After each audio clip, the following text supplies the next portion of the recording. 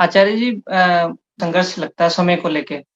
जैसे कि सबके पास 24 घंटे होते हैं, तो मेरे पास भी 24 घंटे ही हैं। लेकिन जब कुछ काम करने जाता हूँ, तो उसमें एक बार मन कहता है कि कोई नहीं, रिलैक्स करो, और जब टाइम निकल जाता है तो पीछे से डंडा पड़ता है। जैसे कि जैसे कि सत्र लेना है मेरे को कि आज मैं फ्री हूँ, आज मेरे को कोई काम नहीं है, डिस्टर्ब नहीं कर सकता, तो मैं आराम से सत्र ले सकता हूँ। तभी तो ठीक है, लेकिन जब बाहर से ऐसे रहता है, कुंठा रहती है कि भाई बाहर से कोई रिलेटिव मेरे को बोल रहा है, चलो यार उधर चलते हैं, चलो यार उधर चलते हैं, तो एक डिस्टर्बेंस रहता है मन में। मतलब जब कोई बाहर से डिस्टर्ब नहीं कर रहा है, तब तो ठीक है। मतलब तब तो कोई परेशानी है। सॉरी, मैं थोड़ा-सा घबरा रहा हूँ अभी। आज पहला क्वेश्चन है मेरा। नहीं, मेरे ही और सामने नहीं घबरा रहे ना, आप रिलेटिव्स के सामने भी घबराए हुए हो। देखो, मुझे ना थोड़ा सा मामला मेरे लिए असहज हो जाता है जब अब जवान आदमी हो और बैठ करके बोल रहे हो रिलेटिव्स आ जाते हैं, डिस्टर्ब कर देते हैं। न बच्चे हो, न कि बूढ़े हो गए कि आश्रित हैं, अब तो हम दूसरे लोग देखभाल करेंगे। उसके बाद आकर के अपनी बेचारगी जाहिर कर रहे हो। जैसे ही ऐसा कर देते हो, मैं उसी समय उखड़ जाता हूँ।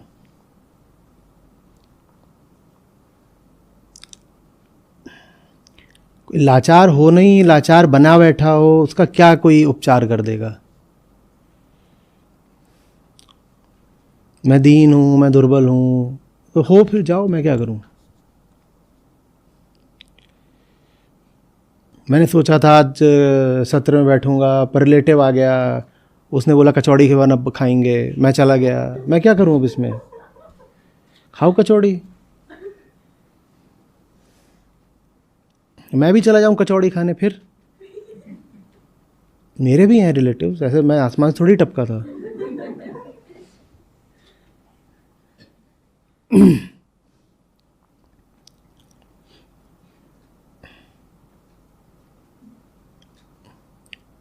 दिसंबर, जनवरी, फरवरी मेरे पिता थे, वो वेंटिलेटर पर रहे, अस्पताल में रहे, फिर मृत्यु भी हुई, फिर उसके बाद के जितने काम काज होते हैं वो भी हुए। कोई भी एक भी सत्र हिला क्या यहाँ पर।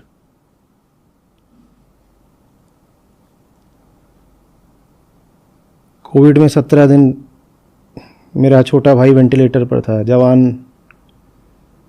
मैं यहाँ पे सत्र ले रहा था, तुम बोलते हो रिलेटिव कचौड़ी के लिए ले गया।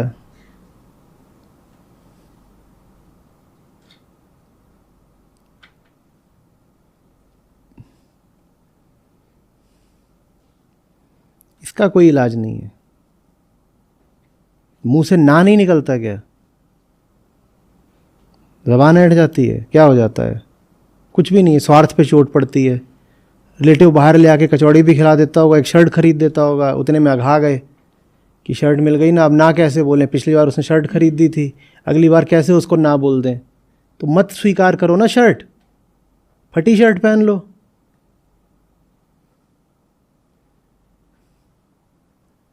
ऐसे ही थोड़ी किसी से दब जाते हो, उससे कुछ मिल रहा होता है तभी तो दबते हो। फालतू कौन किससे दबता है।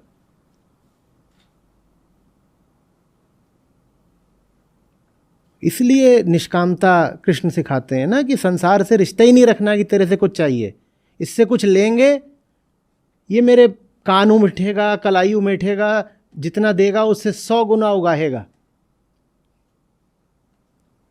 मुझे चाहिए ही नहीं तुझसे कुछ, मैं अपने में ठीक हूँ। अपने में ठीक हूँ, इसी भाव को आत्मा कहते हैं। मैं अपने में पूर्ण हूँ, यही आत्मा है। और मैं पूर्ण नहीं हूँ, मैं उधर जा कर के किसी से शर्ट खा ली, कचौड़ी मतलब शर्ट ले ली, कचौड़ी खा ली, जो भी करा।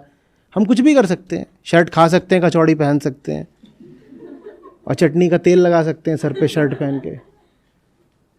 कोई कुछ भी सिखा देगा, हम कुछ भी करेंगे। हमारे कहाँ कोई आत्मा जैसा तो कुछ है ही नहीं कि आत्मा माने मैं, मेरी निजता, मेरा बोध, मेरा होना।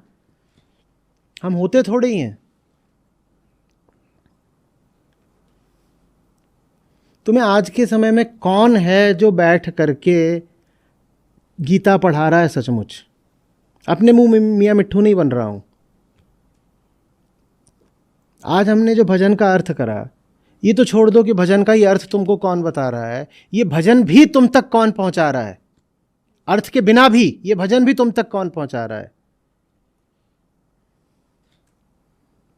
दुनिया में ये एकदम एक अनूठा काम हो रहा है जो कहीं नहीं हो रहा है, और इस अनूठे काम में भी सत्रों में जो उपस्थिति रहती है, अटेंडेंस, वो कभी 70-75% से ऊपर नहीं जाती है। 25-30% लोग हमेशा यहां पर गायब मिलेंगे, और कुछ पूछो तो बहाना बता देंगे, नींद आ गई थी, पराठा ज़्यादा खा लिया था, रविवार था। हाँ तो रविवार था, बस यही तर्क है, रविवार था। ये तो रखा ही रविवार को इसीलिए है कि तुम उसको सुनो, नहीं रविवार था इसलिए नहीं सुना। क्यों नहीं सुना? हम वो रिकॉर्डिंग सुन लेंगे इसलिए नहीं सुना। क्यों नहीं सुना? पिछले 3 नहीं सुने थे इसलिए चौथा भी नहीं सुना। हमारी वो टूट गई ना, क्या? हाँ, हमारी रिदम टूट गई। ये बहुतों का तर्क रहता है, पिछले 3 नहीं सुने इसलिए चौथा भी नहीं सुनूंगा। तुम पागल आदमी हो। माने पिछले 3 दिन खाने नहीं खाए इसलिए चौथे दिन भी नहीं खाओगे? ये सब कमजोरी के तर्क हैं, और इसे तो मेरी व्यक्तिगत कमजोरी कह लो। मुझे सबसे ज्यादा चीज जो नापसंद है वो कमजोरी है। सबसे खूबसूरत दृश्य होता है जब एक आदमी अपनी तमाम कमजोरियों के बावजूद खड़ा हो जाता है कह के मैं मजबूत हूं। और जब तुम घोषणा कर देते हो ना मैं मजबूत हूं, तो मजबूत हो भी जाते हो।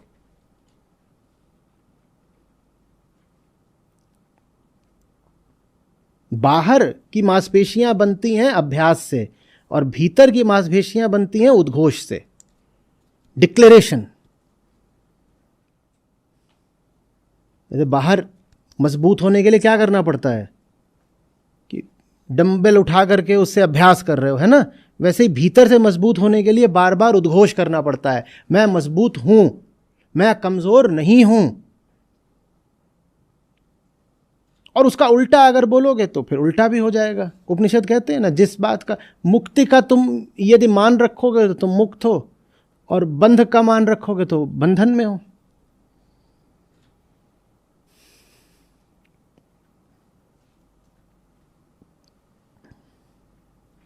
और इतना और बता देता हूं, कमजोरी पकड़ के रखोगे तो इतना ही नहीं होगा कि एक दिन यहां से छिटक जाओगे।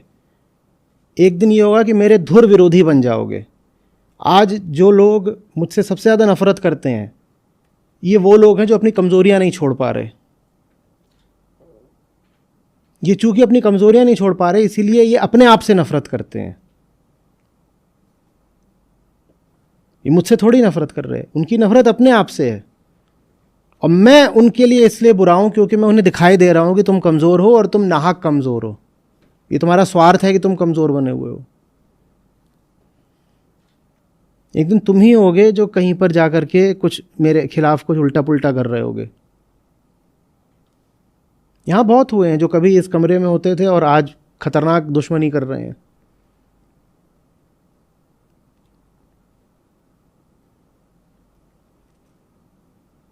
या तो इस स्क्रीन पर होने के लायक बनो, या तो इन कुर्सियों पर बैठने के काबिल बनो। नहीं तो मुझसे आप सिर्फ दूर नहीं होगे, मैं बार बार बोल रहा हूं, आप मेरे भयानक विरोधी बनोगे।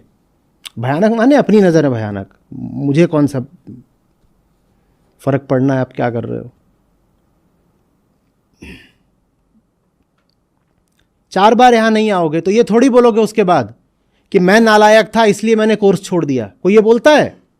4 बार यहां नहीं आओगे उसके बाद बोलोगे अरे ये आचार्य जी फालतू बातें करते थे इसलिए मैंने छोड़ दिया, आज से मैं इनका विरोधी हूं। 4 बार यहां नहीं हो उसके बाद छोड़ दोगे, कोई पूछेगा आप क्यों नहीं हो वहां पे, तो ये बोलोगे क्या कि तुमने इसलिए छोड़ा क्योंकि तुम नालायक थे? बोलो, कोई ये स्वीकार करता है? 4 बार नहीं आओगे उसके बाद कहोगे अरे मैंने छोड़ दिया क्योंकि बेकार की बातें बता, समय खराब करते थे, पैसा लूटते थे, मैंने इसलिए छोड़ दिया। मजबूरी बन जाएगी तुम्हारी कि विरोधी करो।